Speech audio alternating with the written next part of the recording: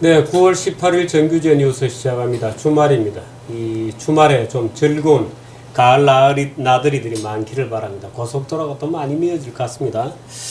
지금 세계 뉴스는 미국에 또 일본에 이렇게 가 있습니다. 일본은 자위대법이고요. 오늘 저녁에 이제 초읽기에 들어가 있다 이렇게 됐습니다. 자위법 관련된 11개 법안에 대해서는 제가 마지막에 해설을 쭉 해드리겠습니다. 정규제 칼럼에서.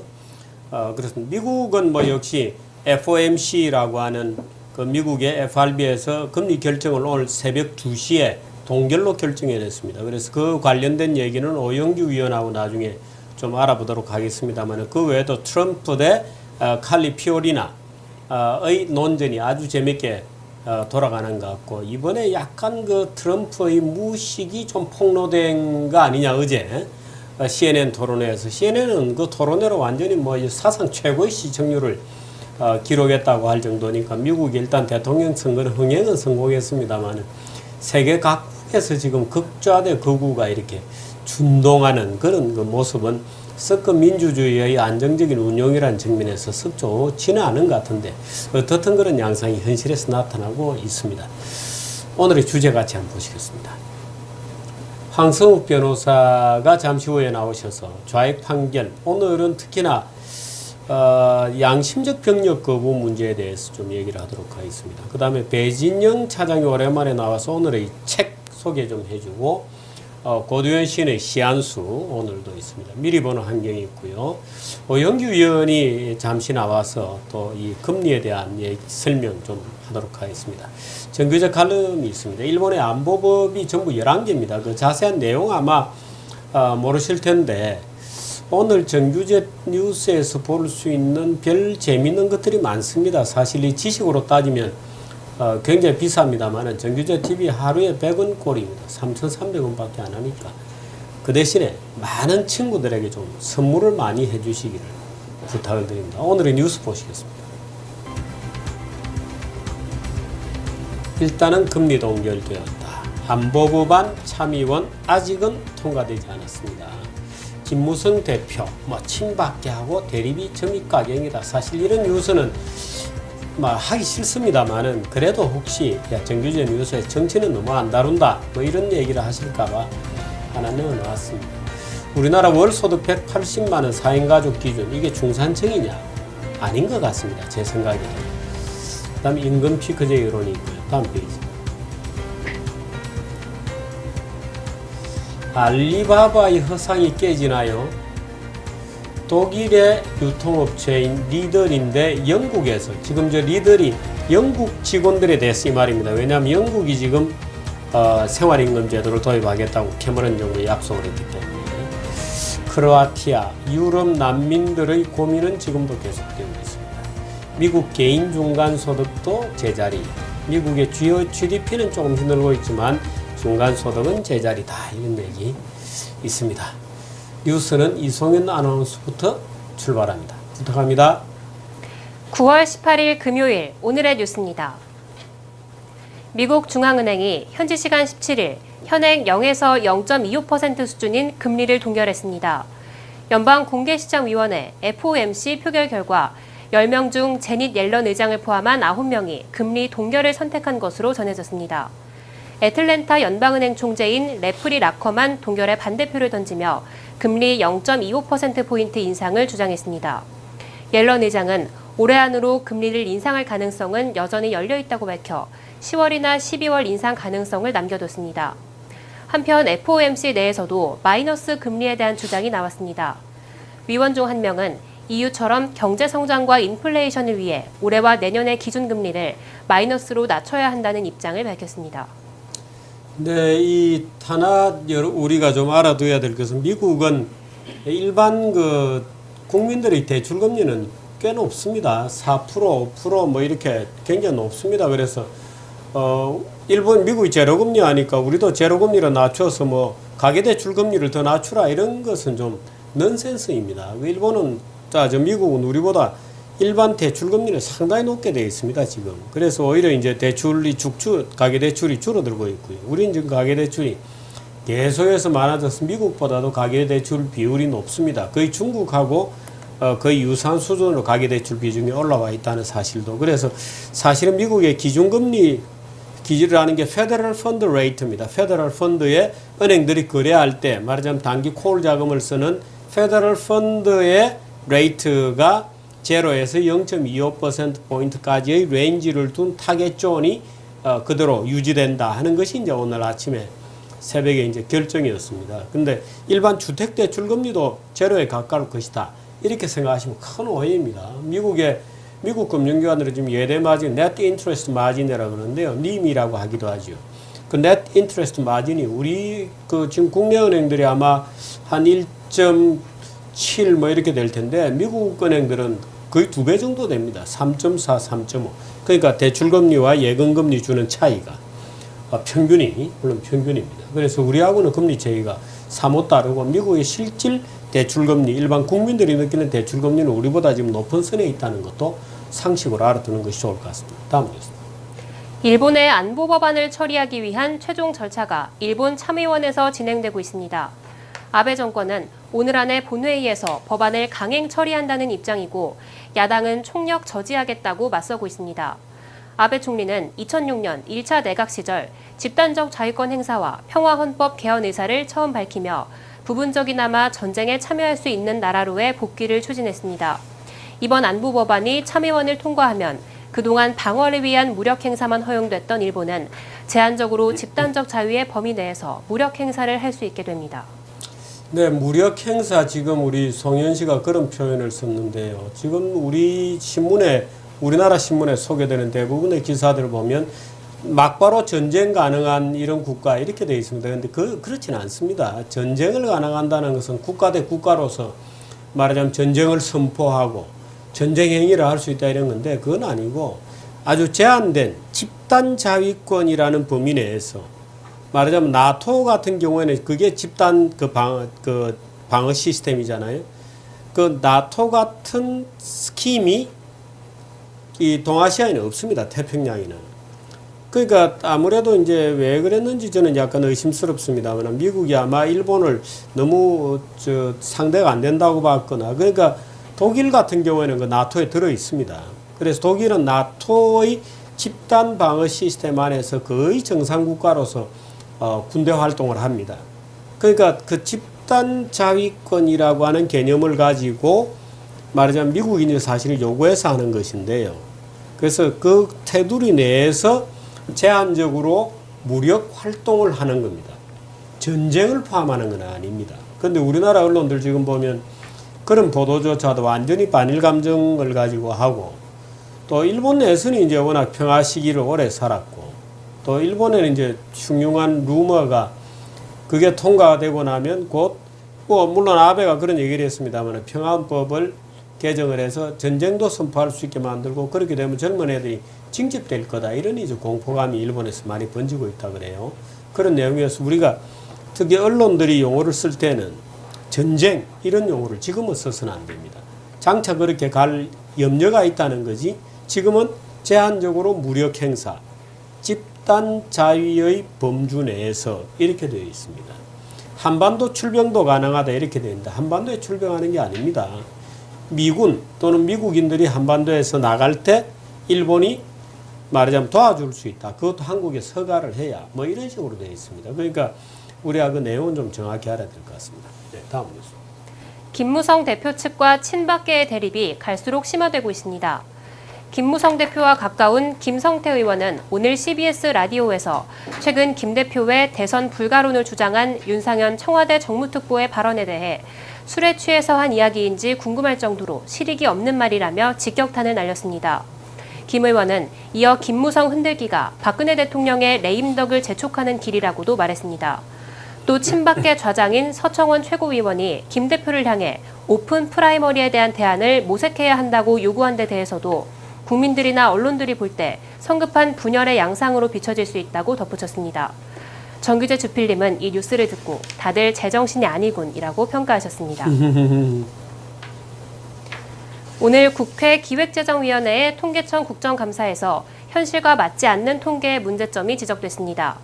새누리당 이한구 의원은 중위소득 50에서 150%를 중산층의 기준으로 삼고 있는 점을 지적했습니다. 이 기준에 따르면 월소득 188만 원인 4인 가족도 중산층에 속하는데 월소득 188만 원은 최저 생계비보다 불과 25만 원 많은 수준입니다. 또 오늘 심재철 새누리당 의원은 통계청 사교육비 통계와 학계가 추산한 사교육비가 약 2배 차이라고도 지적했습니다. 네, 사교육비 통계하고 이 중산층 통계는 약간 개념이 좀 다를 수도 있습니다. 실질적으로 지출을 얼마나 하느냐는 문제하고 국가가 여러 가지 정책의 기준점을 어디에 잡느냐는 문제하고는 꽤 다른 문제입니다. 그런데 일단 제가 이 통계 문제라는 측면에서는 같이 묶어서 여러분들께 알려드렸습니다. 근데 최저생계비가 되면 이제 국가에서 지원을 하게 되죠. 근데 중산층이 국가 지원하는 금액에서 바로 여기 위에 25만 원 차이를 두고 중산층이 시작된다고 보면 아무래도 좀 무리입니다. 그래서 실제로 국민들이 느끼는 중산층 기준도 굉장히 다르고요. 그래서 이것은 좀 조정이 되어야 되겠다고 저도 생각하고 있었는데 마침 이한구 의원이 그런 오늘 자료를 내놔서 제가 말씀을 드렸습니다. 네. 국민 10명 중 7명은 임금 피크제에 찬성하는 것으로 나타났습니다. 한국갤럽은 지난 15일에서 17일 유권자 1000명을 대상으로 여론조사한 결과 임금 피크제 도입에 찬성한다는 입장은 70%, 반대한다는 응답은 20%로 조사됐다고 오늘 밝혔습니다. 임금 피크제 찬성 여론은 성별, 연령별, 지지 정당별, 직업별, 고용 형태별과 무관하게 모두 과반수를 넘었습니다. 네, 그림 배경 그림에 5만 원짜리가 이렇게 잔뜩 쌓여 있으니까 눈이 번쩍 띄는군요. 다시 한번 보여주세요. 그림이 아주 여러분 추석을 앞두고 이 동구경 한번 하시죠. 뭐 5만 원짜리를 가득 쌓아 놓으니까 아주 뭐 그럴듯합니다. 제가 여러분께 좀 나눠드리고 싶습니다만은 그림만 보는 것만 해도 배가 부르군요. 배가 고파지나요? 그렇습니다. 1부 뉴스는 여기까지 합니다. 근데 임금 피크제는 사실은 이 임금 피크로 해서 쭉 연공서열로 가다가 뭐 55세 피크를 치고 60세까지는 조금 떨어진다 이런 개념보다는 사실은 그 피크제는 이런 말이 없어지는 게 맞습니다. 그래서 누구든지 자기의 생산성에 걸맞는 임금을 받아가야지 연공서열로 이렇게 임금을 받는 것은 좋지 않습니다. 일한 만큼 가져가는 것이 맞습니다. 그래 되어야 일한 만큼 가져가는 제도로 하면 뭐 정년도 필요 없죠. 뭐 70세가 되어도 열심히 일할 수 있는 사람이 일하고 뭐 40세가 되어도 일정 수준 미달되면 회사를 그만둬야 되는 거고 그렇습니다. 그러니까 사실은 그게 이제 유연성이죠. 임금 제도도 유연해야 되고 고용도 유연해야 되고 그래야 됩니다. 한 번 취업했다고 해서 한 번 뭐 내가 이 회사 직원으로 들어오면 영원히 내 이 잡을 보장해라. 이것도 사실 넌센스잖아요. 그러니까 사실은 이제 모든 것이 유연하게 자기가 일하는 만큼 성실하게 일하는 만큼 월급도 많이 주고 뭐 일을 안 하면 줄이게 되는 거죠. 이제 이런 시스템으로 가는 것이 역시 고용의 수명도 늘리고 그런 방법입니다. 그래서 우리가 미국은 완전한 성과평가제로 되어 있지만 어떤 회사 가보면 뭐 평균 근속 기간이 굉장히 깁니다. 20년 막 이렇게 되는 기간 회사들도 있습니다. 우리나라는 그 좋다는 현대차, 삼성전자에 들어가도 그렇게 근속 연수가 길지 않습니다. 평균적으로는. 그런데 미국 가보면 금융회사에서조차도 심지어 10몇 년, 20년 막 이렇게 되는 회사들이 많습니다. 왜 임금이 아주 들락날락하거든요. 내가 하는 만큼 또 회사의 총량의 어떤 그런 만큼 또 노동시장 마켓 자체도 유연하고요. 내가 이 회사 그만두고 얼마든지 내 능력으로 다른 회사도 맞는 걸 찾아갈 수 있는 이렇게 유연한 시스템이 미국 지금 실업률 5.1%입니다. 미국은 해고가 완전히 자유롭습니다. 또 해고가 완전히 자유롭다고 해서 실업률이 높아지는 게 아닙니다. 오히려 유연해질수록 고용이 높아지고 실업률이 낮아집니다. 그 사실을 우리 국민들은 이렇게 다 알고 있는데 정치만 모르는 겁니다. 정치만 모른다. 그 우리 국민들은 이미 다 알고 있다. 이런 말씀을 다시 한번 강조해 드립니다. 광고 보시고 황 변호사 만나겠습니다. 어때? 내 새로운 노트. 한 손엔 S펜. 다른 손은 뭐 없냐고? 환상의 그립감. 이건 노트만 되는 거야. 깜빡했다. 배터리도 없잖아. 뭐 있지? 충전 됐겠지? 땡큐 노트. 삼성 Galaxy Note 5. 네, 세상의 거짓말에 웃으며 답한다 하고 지금 막 책 광고가 나갔습니다만은 여러분들 덕분에 뭐 교본가요? 뭐 예스24인가요? 뭐 좌우당간 뭐 이렇게 베스트셀러 목록에 저 위에 올라가 있다고 잠시 전에 제가 출판사 측에 들었습니다만 감사드립니다. 2부 뉴스 시작하도록 하겠습니다. 이소연 씨. 2부 뉴스 시작합니다. 알리바바 주가가 뉴욕 증시에서 공모가 밑으로 하락했습니다. 알리바바 주가는 현재 66달러로 지난 8월 말 공모가인 68달러 이하로 떨어진 뒤 계속 침체를 보이고 있습니다.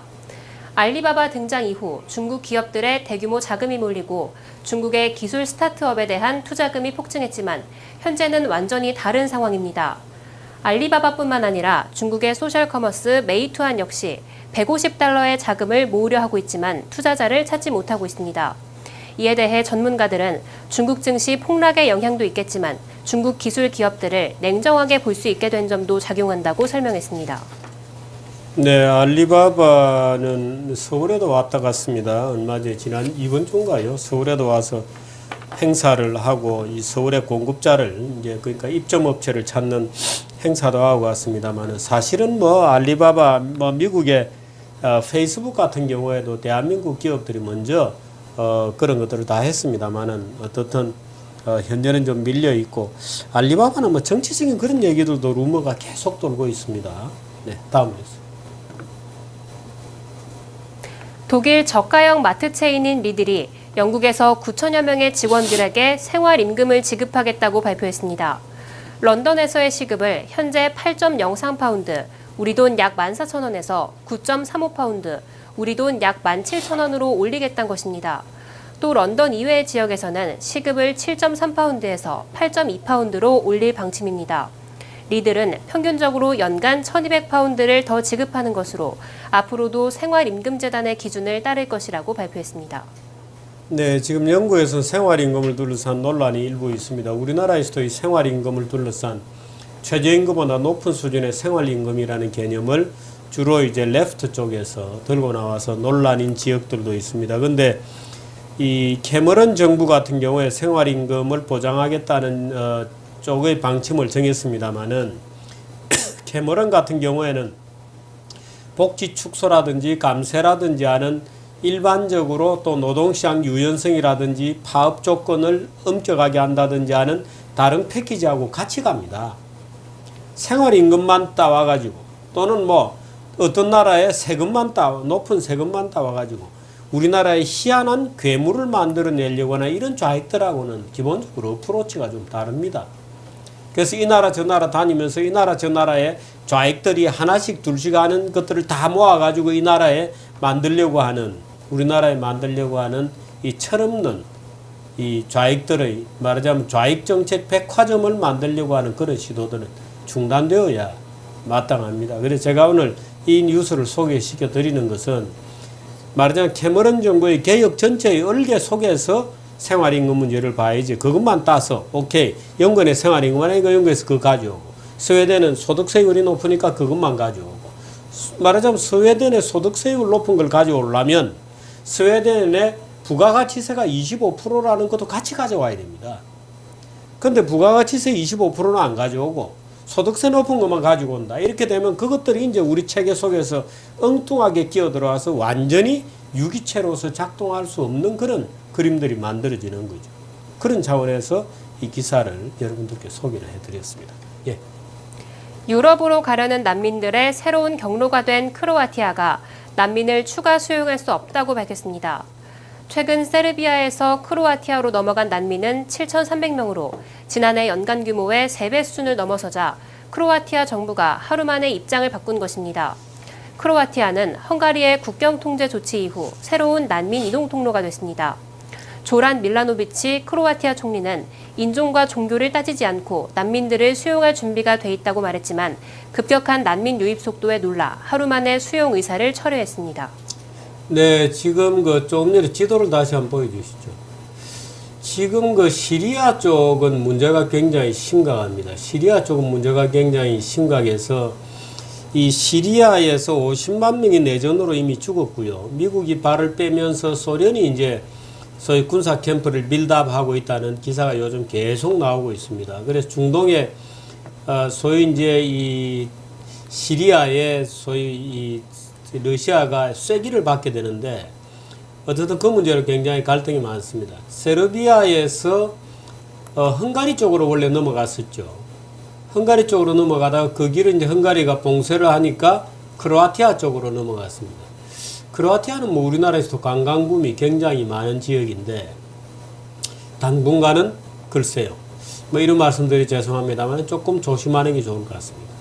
그래서 유럽 이쪽 남부 뭐 터키 이쪽에서 이제 오스만 투르크 때도 쳐들어가게 되면 이제 헝가리, 오스트리아, 세르비아를 따라서 헝가리 쪽으로 진입하는 이쪽 이제 루트를 따르게 되죠. 그래서 헝가리 부다페스트가 그동안에 동서 소위 중부 유럽의 제일 정중앙에서 이제 교통 요지였습니다만은 길이 막히자 크로아티아로 방향을 틀었는데 크로아티아에서 받겠다고 했다가 하루 만에 너무 많이 쏟아져 들어오자 문을 닫았다고 하는 얘기입니다. 네.